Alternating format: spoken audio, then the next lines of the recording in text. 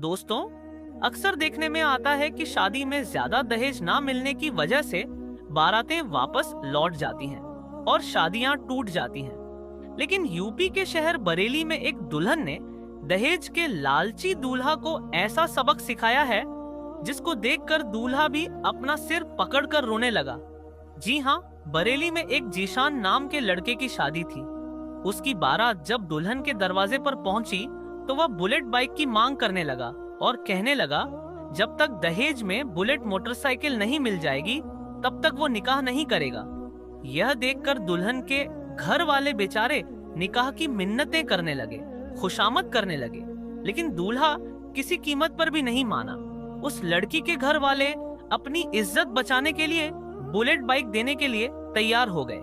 मगर इसके बाद जब इस बात की खबर दुल्हन के पास पहुंची तो दुल्हन ने कुछ ऐसा काम किया जिसको देखकर दूल्हा और उनके घर वाले अपना सर पकड़कर रोने लगे। तो दोस्तों, इसके बाद क्या हुआ आगे हम आपको वीडियो में बताएंगे। लेकिन उससे पहले अगर आपने इस वीडियो को लाइक नहीं किया है तो वीडियो लाइक करें, और अगर आपने अभी तक हमारे YouTube चैनल को सब्सक्राइब नहीं किया है तो चैनल को सब्सक्राइब करके बेल आइकन जरूर दबा दें। तो चलिए वीडियो को शुरू करते हैं। सबसे पहले तो हम आपको बता दें कि यह वाक्य कोई मनगढ़ंत कहानी या किस्सा नहीं है, बल्कि एक सच्चा वाक्य है, क्योंकि बरेली के इज्जत नगर में हमारे रिश्तेदार भी रहते हैं। उन्होंने भी बताया है कि यह बिल्कुल सच्ची कहानी है जो हाल ही में उत्तर प्रदेश के शहर बरेली में देखने को मिला है। उत्तर प्रदेश के बरेली में आज से तकरीबन 1 साल पहले लियाकत अली की बेटी कुलसुम की सगाई इज्जत नगर में रहने वाले जीशान नाम के एक लड़के के साथ हो गई थी। सगाई के 1 साल बाद यानी हाल ही में कुछ दिन पहले दोनों की शादी का दिन भी आ गया। लेकिन शादी से 2 दिन पहले जीशान ने बुलेट मोटरसाइकिल की जिद पकड़ ली, यानी दहेज में बुलेट मोटरसाइकिल की मांग करने लगा और कहने लगा अगर उसे दहेज में बुलेट मोटरसाइकिल ना मिली तो उसकी बारात दरवाजे से वापस लौट आएगी, यानी वह निकाह नहीं करेगा। उसके बाद शादी का दिन भी आ गया। लड़का 250 बारातियों के साथ बारात लेकर लड़की के घर पहुंच गया। लड़की वालों ने बड़े ही शानदार तरीके से बारातियों का स्वागत किया और उसके बाद लड़की का वालिद आया और उन लोगों को एक पंडाल में ले गया जहां पर दहेज का बहुत सारा सामान रखा हुआ था। लड़की का बाप हर एक चीज उनको दिखा रहा था और हर चीज के बारे में उनसे पूछ रहा था कि ये चीज आपको कैसी लगी, ये सामान आपको कैसा लगा। लड़के वालों की तरफ से जवाब मिल रहा था कि बहुत अच्छा सामान है, बहुत अच्छा सामान है। उसी पंडाल में एक पल्सर बाइक भी खड़ी हुई थी जिस पर लिखा था दूल्हे की फरमाइश। इसके अलावा कुछ ऐसी चीज भी थी जिस पर लिखा था ससुर की फरमाइश। तो कुछ ऐसा सामान भी था जिन पर लिखा हुआ था सास की फरमाइश। खैर, सब लोगों ने वह सामान देखा और बहुत ज्यादा तारीफ की। दहेज भी इतना ज्यादा था कि लड़के वालों की फरमाइश से कई गुना ज्यादा और महंगा था, इसलिए सब ने खूब तारीफ की। मगर उसके बाद जब दूल्हे को पता चला कि यह लोग दहेज में बुलेट नहीं दे रहे हैं बल्कि पल्सर बाइक दे रहे हैं तो वह लड़का बिगड़ गया। यह देखकर उसने निकाह करने से मना कर दिया। यह सुनकर बेचारे लड़की वाले बहुत परेशान हो गए और उन्होंने लड़के वालों की खूब खुशामद की, मगर दहेज का वह लालची दूल्हा नहीं माना और अपनी जिद पर अड्डा रहा। ये देखकर लड़की के वालिद ने बताया कि उन्होंने बुलेट की बुकिंग कर दी है, जैसे ही बुलेट आ जाएगी तो उन्हें दे देंगे। लेकिन दूल्हा नहीं माना और अपनी जिद पर अड्डा रहा। ये देखकर बेचारे लड़की वाले बहुत परेशान हो गए और उन्होंने अपनी इज्जत बचाने के लिए बुलेट के पैसे लड़के वालों को दे दिए। पैसे पाकर दूल्हा बहुत खुश हो गया और शादी करने के लिए राजी हो गया। लेकिन जैसे ही इस बात का पता दुल्हन को लगा, यानी जब इस बात के बारे में दुल्हन को पता चला कि लड़के वालों ने बुलेट के लिए निकाह करने से मना कर दिया है और अब उसके घर वालों ने उनको बुलेट के पैसे दिए हैं, तो लड़की बिगड़ गई और दुल्हन ने उस लड़के के साथ शादी करने से साफ इनकार कर दिया। अब दुल्हन के इस फैसले से घर आई पूरी बारात में हड़कंप मच गया।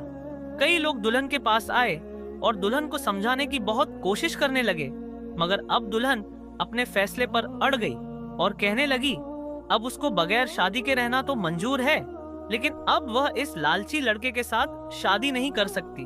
यह देखकर लड़के वाले बिगड़ गए और हंगामा करने लगे। आखिरकार लड़की वालों का सब्र टूट गया और उन्होंने दहेज के इन भूखे लोगों को पकड़कर बंधक बना लिया। मामला और ज्यादा बिगड़ता इससे पहले किसी ने पुलिस को फोन कर दिया।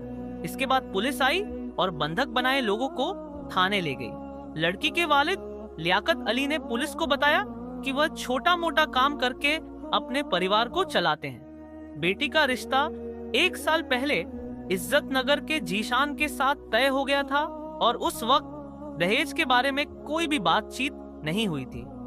हमने अपनी हैसियत के मुताबिक दहेज का सामान भी जुटाया, लेकिन शादी के 2 दिन पहले लड़का बुलेट बाइक की मांग करने लगा और अपनी जिद पर अड़ गया। कहने लगा कि बुलेट बाइक मिलेगा तभी वह निकाह करेगा।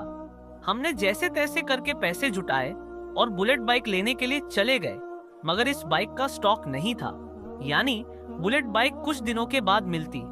इसलिए हमने इसकी बुकिंग करा दी और उसके बदले हमने पल्सर बाइक ले ली थी। मगर जब लड़के को पता चला कि यह लोग दहेज में बुलेट नहीं बल्कि पल्सर दे रहे हैं, तो वह बिगड़ गया और शादी करने से मना करने लगा। उसके बाद हमने अपनी इज्जत बचाने के लिए लड़के वालों को बुलेट के पैसे भी दे दिए। तब जाकर दूल्हा शादी के लिए राजी हुआ। मगर जब इस बात की खबर मेरी बेटी कुलसुम तक पहुंची तो उसने दहेज के इस लालची लड़के के साथ निकाह करने से मना कर दिया। उसके बाद जब लड़के से इस बारे में पूछा गया तो उसने इस बात पर अफसोस जाहिर किया और कहने लगा, हमें यह नहीं पता था कि लड़की शादी के लिए मना कर देगी। अगर मालूम होता तो हम कभी भी ऐसा नहीं करते। लड़के ने कहा, मुझे इस बात पर बहुत ज्यादा पछतावा हो रहा है। उसके बाद कुलसुम के वालिद ने अपने ही एक रिश्तेदार के बेटे के साथ अपनी बेटी कुलसुम का निकाह करा दिया।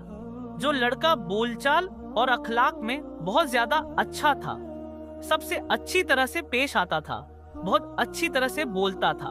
उसके बाद जो दहेज का सामान सजा कर रखा था वह सब उस लड़के के घर भिजवा दिया गया। दोस्तों, आज कुलसुम के उठाए हुए कदम की हर तरफ चर्चा हो रही है।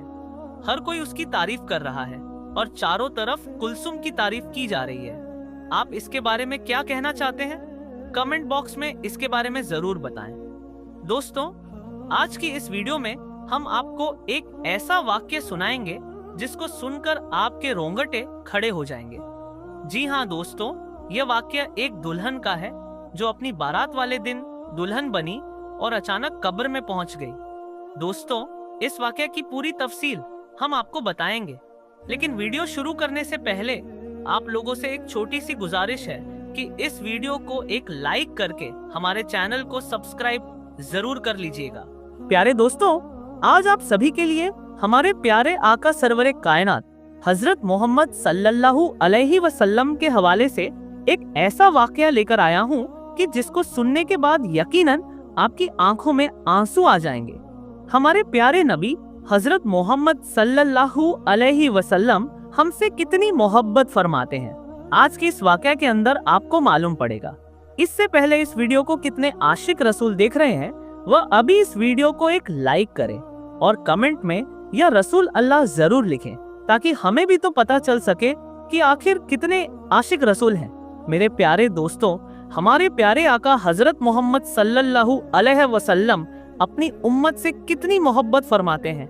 इस चीज का अंदाजा आप इस बात से लगा सकते हैं कि हजरत मोहम्मद सल्लल्लाहु अलैहि वसल्लम तभी राजी होंगे जब तक उनका एक एक उम्मती यानी एक एक ईमान वाला जन्नत में नहीं चला जाएगा।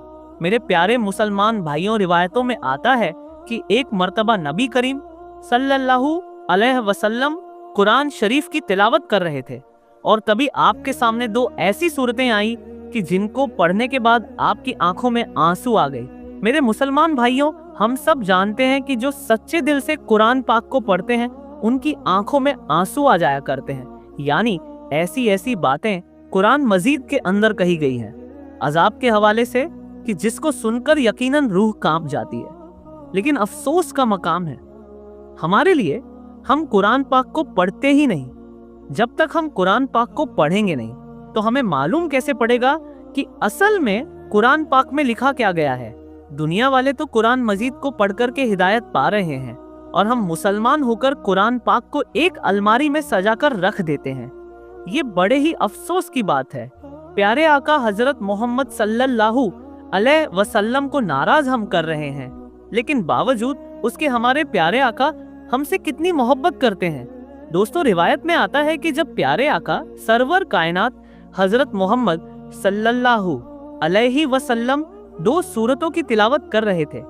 पहली जो सूरत थी उसका तर्जुमा यह था कि इब्राहिम अलैहिस्सलाम ने अल्लाह से इरशाद फरमाया कि ए अल्लाह, जो मेरी उम्मत है उसमें जो नेक बंदे हैं वह मेरे, और जो बदकार बंदे हैं, जो गुनहगार बंदे हैं, वो तेरी रहमत के हवाले। उसके अलावा जब दूसरी सूरत पढ़ी, आप सल्लल्लाहु अलैहि वसल्लम ने ईसा अलैहिस्सलाम के हवाले से, तो ईसा अलैहिस्सलाम ने फरमाया, ए अल्लाह, ये तेरे बंदे हैं, तू अपने बंदों के साथ जो चाहे वो होकर दोस्त हो। जैसे ही प्यारे आका हजरत मोहम्मद सल्लल्लाहु अलैहि वसल्लम ने दोनों सूरतों को पढ़ा तो आपकी दोनों आंखों में आंसू जारी हो गए, और आपकी आंखों में इतना आंसू आया कि आपके आंसू मुबारक आपके रुखसार से होते हुए आपकी झोली में गिरने लगी। दोस्तों, हम सभी इस चीज को जानते हैं कि सारी कायनात में अगर सबसे ज्यादा अल्लाह तबारक व ताला किसी से मोहब्बत फरमाता है तो वह अपने महबूब से मोहब्बत फरमाता है, और यकीनन अपने महबूब को वह रोता हुआ नहीं देख सकता, अपने महबूब को गमजदा नहीं देख सकता। ये प्यारे आका सरवर कायनात हजरत मोहम्मद सल्लल्लाहु अलैहि वसल्लम की शान है। दोस्तों, जैसे ही प्यारे आका की आंखों में आंसू आए और लगातार आपकी आंखों में आंसू आ जा रहे थे, और फिर आपने अल्लाह की बारगाह में दोनों हाथों को उठाया और रोते हुए अल्फाजों में अल्लाह से अर्ज करने लगे, आई अल्लाह मेरी उम्मत, ए अल्लाह मेरी उम्मत। यानी हजरत इब्राहिम अलैहिस्सलाम ने भी यह बात कह दी थी कि जो गुनहगार बंदे हैं, ए अल्लाह, वह तेरी रहमत के हवाले हैं, और जो नेक बंदे हैं, जो सालेह बंदे हैं, वह मेरे हो गए। यहाँ तक कि ईसा अलैहिस्सलाम ने यह बात कह दी कि ए अल्लाह, ये तेरे बंदे हैं और तू जो चाहे वह कर। इन बातों को पढ़ने के बाद आपकी मुबारक आंखों में आंसू आ गए थे, और आप अपनी उम्मत के लिए गम में रोने लगे और अल्लाह की बारगाह में अर्ज करने लगे, ए अल्लाह मेरी उम्मत, ए अल्लाह मेरी उम्मत को माफ कर दे। तभी अल्लाह तबारक व ताला ने इरशाद फरमाया, ए जिब्राइल, जाकर मेरे महबूब को सलाम कहना और उनसे जाकर पूछो कि वह क्यों रोते हैं। मेरे प्यारे भाइयों, ये वही परवरदिगार है जो सारे कायनात का मालिक है, जो हमारे रगों से भी करीब है, जो हमारे दिलों की बातों को भी जानता है, जो हम करने वाले हैं हर उस चीज को जानता है। कहने का मतलब यह है कि अल्लाह हर शय के ऊपर कादिर है और उसे कोई बात छुपी हुई नहीं है, लेकिन बावजूद उसके फरमाता है कि ए जिब्राइल, जाओ मेरे महबूब के पास और उनके पास मेरा सलाम कहना। उसके बाद उनसे पूछना कि मेरे महबूब क्यों रोते हैं। दोस्तों, अल्लाह के इस इरशाद के बाद हजरत जिब्राइल अल्लाह के महबूब के पास हाजिर हुए, यानी सरवर कायनात हजरत मोहम्मद सल्लल्लाहु अलैहि वसल्लम की बारगाह में हाजिर हुए और जाकर अर्ज किया और फरमाया कि अल्लाह आपसे यह बात पूछ रहा है कि आप क्यों रोते हो। तो जिब्राइल अलैहिस्सलाम की इस बात के ऊपर हजरत मोहम्मद सल्लल्लाहु अलैहि वसल्लम ने इरशाद फरमाया कि मुझे मेरी उम्मत का गम रुला रहा है। तो यह बात सुनने के बाद हजरत जिब्राइल अलैहिस्सलाम जो थे वह अल्लाह की बारगाह में हाजिर हुए और अल्लाह की बारगाह में जाकर ये सारी बातें पेश कर दी। उसके बाद फिर अल्लाह का इरशाद हुआ, मेरे महबूब की बारगाह में जाओ और जाकर मेरा सलाम पेश करना और उनसे जाकर ये बात कहना कि घबराने की जरूरत नहीं है,